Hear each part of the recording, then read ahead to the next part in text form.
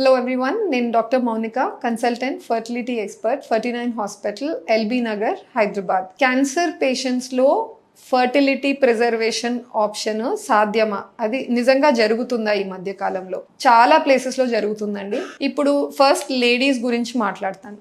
ఇప్పుడు లేడీస్లో మన క్యాన్సర్స్ అంటే ఆ పెల్విస్ కింద రీజన్లో గర్భసంచిలో కానీ లేదా అండాశయాల్లో కానీ లేదా ఆ రీజన్లో వేరే ఏదన్నా ఆర్గాన్కి క్యాన్సర్ వచ్చినప్పుడు వాళ్ళు ట్రీట్మెంట్ సర్జరీ కన్నా వెళ్తారు, లేదా కీమోథెరపీ, రేడియోథెరపీ అన్న ట్రీట్మెంట్స్ కన్నా వెళ్తారు. నువ్వు ఇలా వెళ్ళేటప్పుడు ఏమవుతుందంటే ఆ సర్జరీ లేదా ఆ ట్రీట్మెంట్ వల్ల వాళ్ళ అండాశయం కూడా ఎక్స్పోజ్ అవుతుంది కాబట్టి ఆ రేడియేషన్కి ఎగ్ నంబర్స్ క్వాలిటీ అన్ని ఎఫెక్ట్ అవుతాయి. క్యాన్సర్ స్పెషలిస్ట్ డాక్టర్స్ ఎవరైతే ఉంటారో ఆంకాలజిస్ట్ వాళ్ళు సజెస్ట్ చేస్తారు. ఇప్పుడు ఆ లేడీకి ఇంకా పెళ్లి కాలేదు అన్నా లేదా పెళ్లి అయ్యి ఇంకా పిల్లలు లేరు, ఫ్యామిలీ పూర్తి కాలేదు అన్నా వాళ్ళకి ఏం చెప్తారంటే మీరు వెళ్ళండి ఫర్టిలిటీ సెంటర్స్ కి, ముందు మీ ఆ ఎగ్స్ తీసి ప్రిజర్వ్ చేసుకొని ఆ తర్వాత you come back for treatment అని చెప్తూ ఉంటారు. ఇలా ఎందుకు చెప్తారంటే ఆ ట్రీట్మెంట్ కి ముందే మనం ఎగ్స్ ని తీసేసి మనం ల్యాబ్ లో ప్రిజర్వ్ చేసుకోగలిగితే ఈ సర్జరీ టైంలో గానీ లేదా ఆ రేడియేషన్ ట్రీట్మెంట్ వల్ల గానీ తన గుడ్ల సంఖ్య పూర్తిగా తగ్గిపోయినా లేదా అండాశయం ని తీసేయాల్సిన అవసరం పడినా తన గుడ్లతో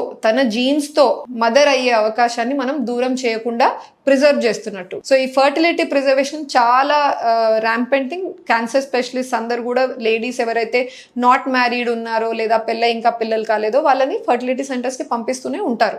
ఏమవుతుంది లేడీస్ లో అయితే మేము ఏం చేస్తామంటే ఎక్కువగా ఊసైట్ క్రయో ప్రిజర్వేషన్ ఎగ్స్. ఇప్పుడు పెళ్లి కాలేదనుకోండి, అమ్మాయికి టీనేజ్ గర్ల్ అయి ఉండొచ్చు, 17 years 18 years, ఇంకా పెళ్లి కాలేదనుకోండి, వాళ్ళకి ఏదైనా ఓవరీ క్యాన్సర్ వచ్చింది, సర్జరీలో 2 ovaries తీసేయాలమ్మా అని అంటారు. ఒక 1 week లేదా 10 days వాళ్ళకి టైం ఇవ్వచ్చు, మీరు వెళ్ళండి అని. సో వాళ్ళు మా దగ్గర వచ్చినప్పుడు మేము ఆ తక్కువ టైం పీరియడ్ లో ఇంజెక్షన్స్ ఇచ్చి ఎగ్స్ పెరిగేలా చేసి ఆ ఎగ్స్ ని బయటికి తీసి మేము స్టోర్ చేసేసుకుంటాం. అప్పుడు they can go for surgery. Future లో తనకు పెళ్ళైన తర్వాత వాళ్ళ హస్బెండ్ తో వాళ్ళు మా క్లినిక్ కి మళ్ళీ బ్యాక్ అదే ప్లేస్ కి వస్తే హస్బెండ్ ఇచ్చిన శాంపుల్ లో స్పర్మ్స్ తీసుకొని ఈమె ఎప్పుడో తను ఫ్రీజ్ చేసుకున్న ఎగ్స్ లో ఇంజెక్ట్ చేసి స్పర్మ్స్ ని తయారైన ఎంబ్రియోస్ ని తన గర్భసంచిలో ట్రాన్స్ఫర్ చేస్తాం అనమాట. సో ఇలా తన ఓన్ ఎగ్స్, తన జీన్స్ తో ప్రెగ్నెన్సీ అయ్యే ఛాన్స్ ని తను సేవ్ చేసుకుంటుంది. దీని ఫర్టిలిటీ ప్రిజర్వేషన్. నువ్వు అందరికీ ఎగ్జే ఫ్రీజ్ చేయాలా? అవసరం లేదు. If you have a partner, అంటే పెళ్ళైన లేడీ ఉందనుకోండి, అంటే తనకు పార్ట్నర్ ఉన్నారు, హస్బెండ్ ఉన్నారు, అప్పుడు తీసిన ఎగ్స్ ని అట్లనే ప్రిజర్వ్ చేయకుండా ఆ ఎగ్స్ లో హస్బెండ్ స్పర్మ్స్ వేసేసి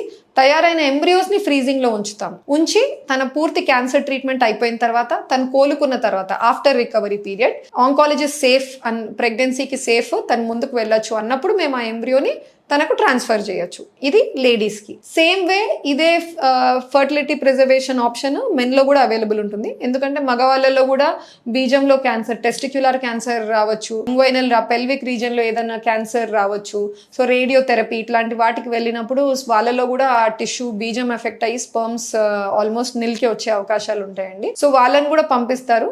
అప్పుడు అటువంటి హస్బెండ్స్ వాళ్ళు మాస్టర్బేషన్ ద్వారా చేత్తో శాంపుల్ తీసి ఇచ్చిన శాంపుల్ ని మంచి కౌంట్స్ ఉన్నాయి అంటే అది మేము ఫ్రీజ్ చేసేసుకుంటాం. So sperm cryopreservation option కూడా ఉంది.